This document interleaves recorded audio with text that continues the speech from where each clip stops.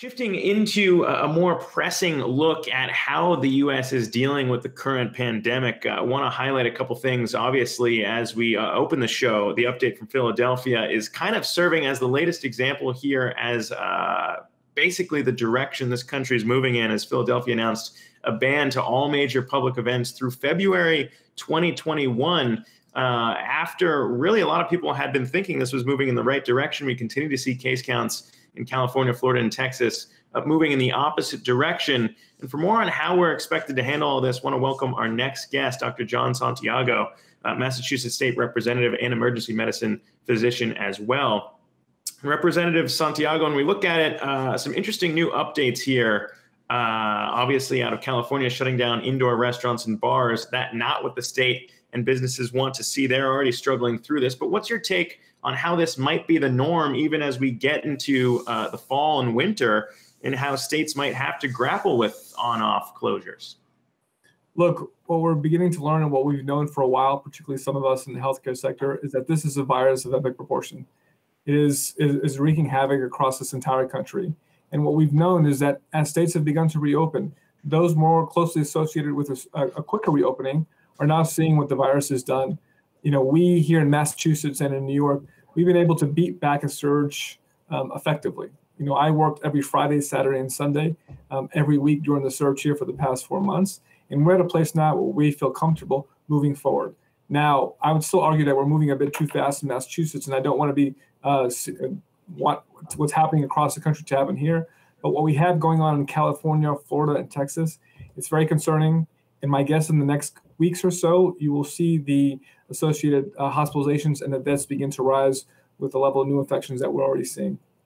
Yeah, and that's really the fear. We were talking with a doctor yesterday who was stressing that lag time between a rise in case counts and a rise in deaths as well. But he also stressed the importance of masks, really kind of even coming out and saying that it might be more important than whatever vaccine updates we get here, just because it could be so preventative in terms of really strengthening the case here to flatten the curve. And we got some interesting new data from CDC just about 10 minutes ago here, really giving a new update in terms of the use of cloth face masks. Most interestingly, it shows what happened in one salon in Springfield, Missouri, and showing how everyone following the protocols that are put in there to protect people when it comes to wearing a mask and reducing the amount of people in the salon actually went according to plan and prevented people from catching the disease. What does that update from the CDC mean to you in terms of how much of this has become a political debate rather than one grounded in the science? Is it potentially a sign that the CDC is moving back from maybe playing a political game here? What's your take on that? Well, I sure do hope so. I mean, and what's telling us something that we already know. You know, unless we can't get to herd immunity without a vaccine or without a whole host of people getting infected with the virus. And in lieu of that, we need to be practicing good, strict public health preventative care. And first and foremost, that starts off with masks. You know, just a couple of days ago, I filed a legislation to mandate mask wearing or face coverings when you enter outdoor places in Massachusetts. And we're going to need that across this whole country. And the fact that it's been politicized from our most important leaders up on down, it's concerning to me. And we need to get to a place where we're practicing social distancing, good hygiene, and mask wearing. Because in lieu of a vaccine, that's all what we have right now. The other interesting thing, too, here, when we think about how this politicization of the problem has kind of shifted around, is looking at school reopenings in the fall. You have some doctors coming out and saying that you need to do it just because of the other aspects here. And we think about parents and working from home and what could come from that. And then you have other doctors stressing that we don't really know what could happen with kids going back to school and the transmission risks of bringing it back into the house. So what's your take on the timeline there, and how, I guess, local leaders should be thinking about this rather than maybe it being a blanket national order from the White House to get schools back open? What's the right way to kind of frame schools coming back safely? This is one of the toughest questions right now that we're debating across every city, town, and state across the country. It's how do we bring back the schools? Now, there's no doubt that schools play an important role in terms of the social, academic, and emotional response to kids as they grow. But what we need to know is that these kids potentially could serve as vectors to infecting their families and to their elderly family and people they come in contact with. So here in the state of Massachusetts, we're taking that very slowly. Really, right now, the government has come out with, or tasking each school district to come out with a plan to what's going to be remote learning, a hybrid system and one that would involve people coming back to the school system. But we have to really make sure that equity is at the center of all this. And so what I would suggest to people is that we take this slowly, that we listen to union leaders, teachers, and folks on the school district, on the ground, on the frontline workers to best come up with a plan. But look, right now we have an infection that is blooming all across this country, and it would be very hazardous just to open up school haphazardly and send folks back into that system. Yeah, and when you talk about the picture on the ground, I think a lot of people attribute the successes you opened with here in Massachusetts and New York to kind of an understanding of how important testing would be here, contact tracing as well, when we think about getting a handle on all of this. We've still seen, though, pretty strong struggles in terms of getting tests and getting the results of those in a quick and orderly manner when we think about how important that is and really trying to control it. If you don't know whether or not you're positive or negative for days, it doesn't really help that much. So what's your take on how our testing progress has lagged or not lagged, depending on what you've seen play out in some of these worrisome states where we're seeing case counts now rise? Well, what we've been able to in Massachusetts is really include the private sector and the academic centers as well.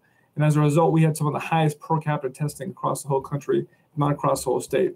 But what we've seen over the past couple weeks in Massachusetts is that testing is essentially stabilized. Now, some of us policymakers and folks in the healthcare system are really pushing for more testing in order to act as a surveillance mechanism to have a better understanding of the disease. But again, we're operating weeks, months after the fact. These states down south and in the West, we should have been more proactive, putting the resources in place and treating this as a public health crisis and not so much as a political one. So those folks in California and Florida and Texas, now they're starting to see what can happen when this virus gets out of control, what can happen when there's not enough testing. And so we need to move forward, again, without a vaccine and without all the care and treatment that we have out there. We need to move forward with testing and proper surveillance. And contact tracing is something that we started in Massachusetts. We were one of the first states to really create a comprehensive contact tracing system, and that has helped and paid some incredible dividends. It's been cut down over the past couple of days, but it's something that we, should we have to amp that up and raise those efforts again, we're standing ready to do so. Well, raising those efforts is something that I think, is going to be closely watched as a policymaker yourself, not just a doctor, but a state representative. When you think about the strain being placed on a lot of these localities in terms of really trying to get a handle on this, on top of all the revenue falls that we've already seen come through as businesses shut down, as a policymaker, how hard is that to really grapple with this when you do have business owners who are on the brink, do not want to go bankrupt, and understand the problems here as well? How do you kind of get people on board again in the likes of California when you already went through this one, thought you were on the other side, and it becomes so much harder to really get people to buy back in? Well, that's why I think it's so important to be vigilant and do the work up front. Right now, even in the state of Massachusetts, it's really hard for me to fathom that there is the political will right now to really go back to a complete shutdown. And so as we open up, we just went to phase 3. That's kind of our the gyms and the museums and some indoor dining here in Massachusetts. And while we begin to open up the community and the economy, we really need to double down on behavior change, on mask wearing, on self-quarantining, even from folks who are visiting the state. Just this past weekend, I was working in the emergency room shift, and I saw 2 patients come in from states down south who were visiting families and loved ones, and they've come back to Massachusetts, and they were noted to be positive. And so there are no borders between states. And so we have to be incredibly vigilant and careful and need to be double down on these preventative care such as mask wearing and self-quarantining and hiding if we're ever going to get through this. But the battle is going to be very long. And we in Massachusetts are preparing for a second surge. Many of us think that we will get one sometime in the fall. It's unclear how big that will be, but we need to be prepared for it. All right, Dr. Jon Santiago, again, not just a doctor, but also a Massachusetts state representative. Appreciate you taking the time to chat with us.